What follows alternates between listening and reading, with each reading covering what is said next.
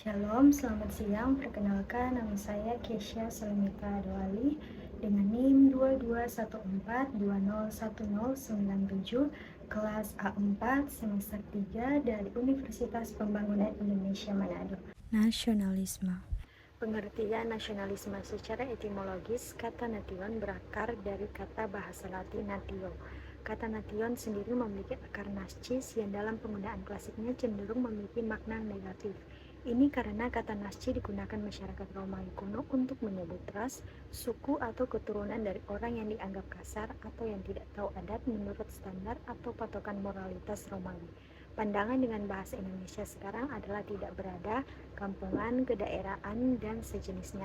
Kata nation dari bahasa Latin ini kemudian diadopsi oleh bahasa-bahasa turunan Latin seperti Prancis yang menerjemahkannya sebagai nation, yang artinya bangsa atau tanah air, dan juga bahasa Italia yang memakai kata nascere yang artinya tanah kelahiran.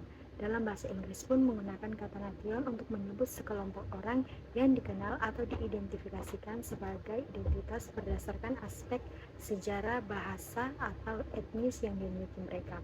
Pengertian ini jelas mengalami perubahan karena kata nation atau nasionalisme diadopsi dan dipakai secara positif untuk menggambarkan semangat kebangsaan suatu kelompok masyarakat tertentu. Di bawah pengaruh semangat pencerahan, kata nasionalisme tidak lagi bermakna negatif atau peyoratif seperti digunakan dalam masyarakat Romawi kuno. Sejak abad pencerahan, Zaman pencerahan atau zaman Fajar Budi berlangsung selama abad 17 sampai 18. Kata ini mulai dipakai secara positif untuk menunjukkan kesatuan kultural dan kedaulatan politik dari suatu bangsa. Selanjutnya, unsur-unsur identitas nasional. Yang pertama, suku bangsa pada dasarnya merupakan golongan sosial yang khusus dan bersifat agregatif, yang sama golongannya, umur, dan jenis kelamin. Di Indonesia terdapat banyak sekali suku bangsa dan kelompok etnis dengan tidak kurang dari 300 dialek bahasa. Populasi penduduk Indonesia saat ini diperkirakan mencapai 225 juta. Dari jumlah tersebut, diperkirakan separuhnya beretnis Jawa. Sisanya terdiri dari etnis-etnis yang mendiami kepulauan di luar Jawa. Yang kedua, agama dan kepercayaan bangsa Indonesia dikenal sebagai masyarakat yang memegang teguh ajaran agama. Agama yang bertumbuh kembang di Indonesia meliputi Islam, Kristen, Katolik, Hindu, Buddha, dan Konghucu. Dari agama dalam kepercayaan tersebut, Islam merupakan agama yang dianut mayoritas oleh bangsa Indonesia, kurang lebih 90%. Harus diakui bahwa kehidupan agama yang pluralistik pada awalnya dapat hidup serasi dan seimbang dengan lebih menekan pada sifat toleransi dan menghormati. Yang ketiga, kebudayaan adalah pengetahuan manusia sebagai makhluk sosial yang isinya adalah perangkat-perangkat atau modal-modal pengetahuan secara kolektif digunakan oleh penduduk-penduduknya untuk mentafsirkan dan memahami lingkungan yang dihadapi dan digunakan sebagai rujukan atau pedoman untuk bertindak dalam bentuk kelakuan dan benda-benda kebudayaan sesuai dengan lingkungan yang dihadapi. Intinya adalah kebudayaan merupakan patokan nilai-nilai etika dan moral baik yang operasional dan aktual di dalam kehidupan sehari-hari. Yang keempat, bahasa bangsa Indonesia sangat kaya dengan aneka suku bangsa yang masing-masing memiliki karakter sendiri, termasuk di dalamnya bahasa yang digunakan secara umum setiap suku bangsa. Selanjutnya ada faktor eksternal yang mempengaruhi melemahnya nasionalisme. Globalisasi secara umum adalah suatu perubahan sosial dalam bentuk semakin bertambahnya keterkaitan antara masyarakat dengan faktor-faktor yang terjadi akibat transkulturasi dalam perkembangan teknologi modern. Istilah globalisasi yang dapat diterapkan dalam berbagai konteks sosial, budaya, ekonomi, dan sebagainya. Memahami globalisasi adalah suatu kebutuhan mengingat majemuknya fenomena tersebut. Kehadiran globalisasi tentunya membawa pengaruh bagi kehidupan suatu negara termasuk Indonesia. Pengaruh tersebut meliputi dua sisi, yaitu pengaruh politik dan pengaruh negatif.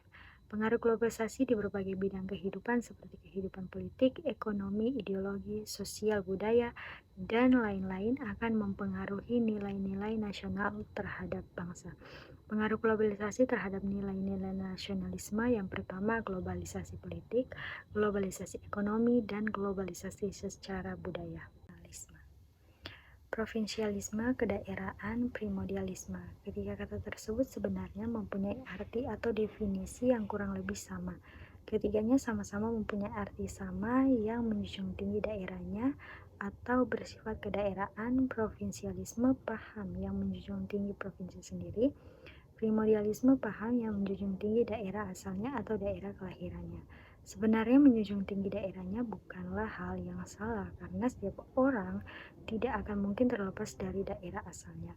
Orang Jawa bangga dengan kejawaannya, Batak bangga dengan kebatakannya. Tapi yang menjadi masalah adalah primordialisme fanatik atau berlebihan. Terlalu mengagungkan daerahnya hingga merendahkan daerah atau suku lain. Primordialisme yang seperti inilah yang biasa memecahkan persatuan nasionalisme bangsa kita.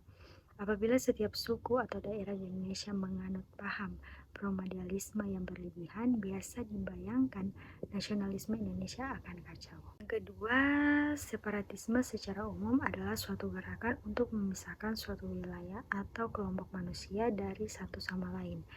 Di Indonesia sendiri, kita ketahui cukup banyak gerakan separatisme yang bermunculan dari zaman dahulu atau masa pasca kemerdekaan sampai saat ini. Ada GAM, RMS, dan lain-lain yang mencoba untuk memisahkan diri dari NKRI. Dari beberapa gerakan separatisme yang ada dan yang sudah biasa dilihat bahwa gerakan separatisme sudah ada sebelumnya menyebabkan nasionalisme kita menjadi rusak. Karena gerakan tersebut mencoba untuk memisahkan diri dari Republik Indonesia.